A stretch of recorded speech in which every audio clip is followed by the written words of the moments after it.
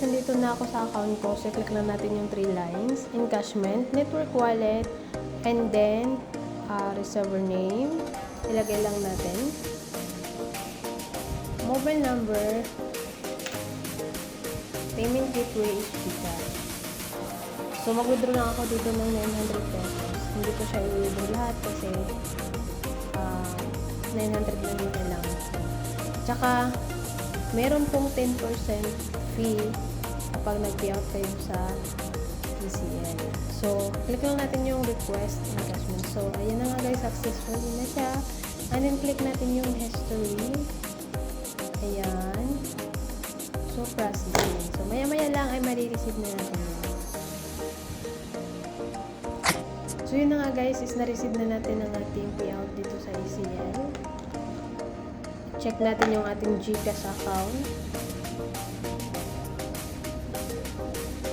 At yan guys, nare-receive ko na yung 810 pesos. Check natin transaction.